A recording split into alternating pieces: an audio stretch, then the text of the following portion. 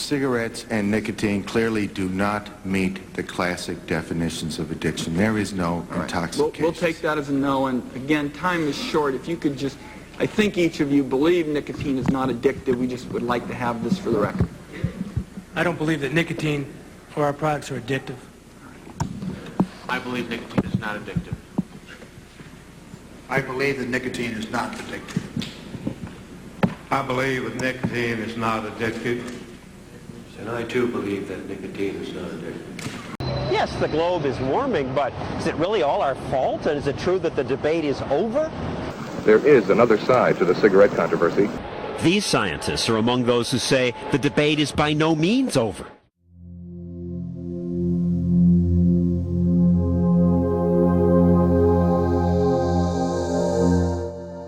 Later concluded that nicotine is a reinforcer in the class of non-addictive chemical compounds such as saccharin and water. If you pay scientists enough money, they'll find what you want them to find. The fact of the matter is, can I ask you what percentage of your work is funded by the petroleum industry? I don't know, 40%. I don't know. Okay. You have received over $1 million in funds from coal and oil interests. The last grant you received from a funder with no ties to the energy industry was in 2002. That's over a decade ago. Well, first of all, the climate's always changing. I accept that climate change is happening. We don't deny that there is statistical evidence. Smokers in greater number than non-smokers do fall victim to these various diseases. And that's not the fundamental question. The fundamental question is whether man-made activity is what's contributing most to it. There are many independent men and women of science who don't believe that the causal conclusion yet has been reached. And I understand that people say there's a significant scientific consensus on that issue, but I've actually seen reasonable debate on that principle. Some are convinced in one direction, others take an opposing view. What I don't accept is that something that we have done as humankind in the creation of CO2 is a causal agent of that change. And still others say that we have no business prejudging a scientific controversy. We need more information. This is the open-minded approach the tobacco industry follows, and which it commends to others. You don't believe global warming is real, you've said so. It's just sunspot activity. In the opinion of about 32,000 of the world's leading scientists, yes. Lung cancer as a cause of death is on the increase.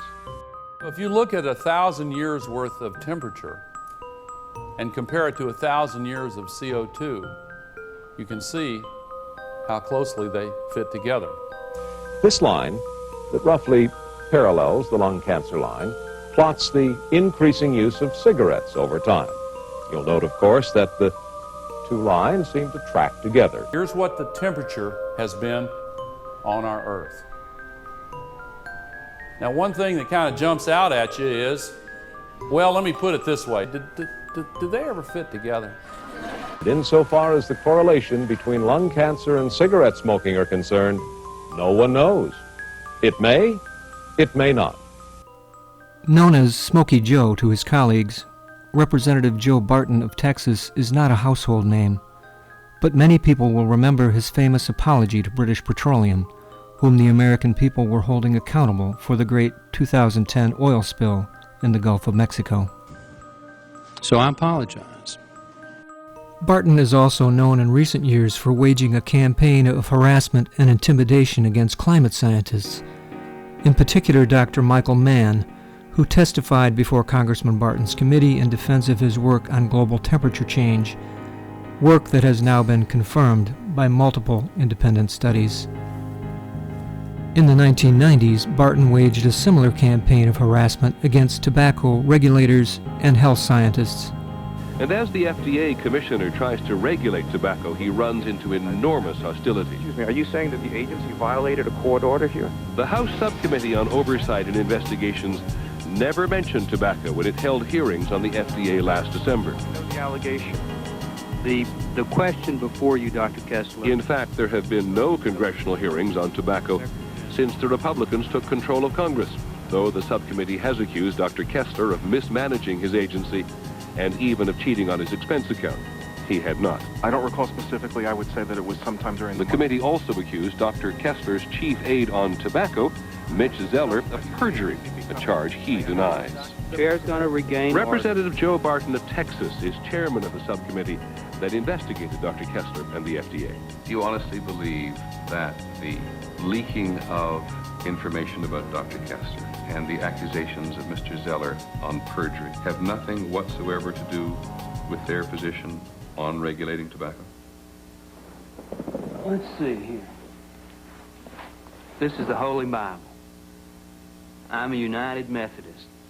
You know, I swear on everything that I hold dear to this country and to my family and to my God that my concern about FDA reform and my responsibilities and duties have absolutely nothing to do whatsoever with tobacco. Well, I did a piece on John Boehner back in the 90s, and I had found out that he was actually handing out checks from tobacco packs to members of Congress on the floor while the House was in session. It's something that I did that frankly, I'm not real proud of. It's something that I wish I had not done. The idea that carbon dioxide is a carcinogen that is harmful to our environment is almost comical. It is a stretch to say that it is a pollutant. It is a necessity for life. Dr. Kessler's leadership at the FDA is under attack in several ways.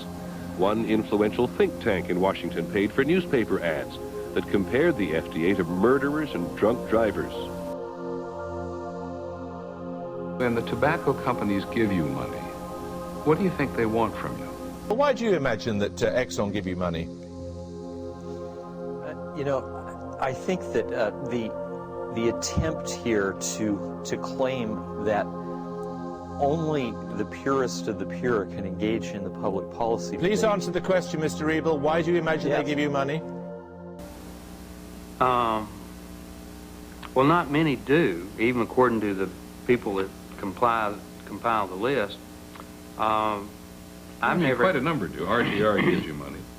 Brown and Williamson, Philip Morris, U.S. Tobacco, the Tobacco Institute, Nabisco.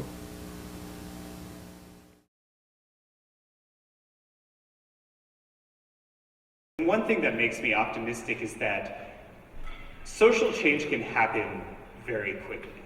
And one example I've read about that I thought was great is if you look at attitudes towards smoking. You had this attitudinal change where it went from something that everyone loved to something that people actively shun. And I feel like it's entirely possible that an attitude like that could happen with climate change.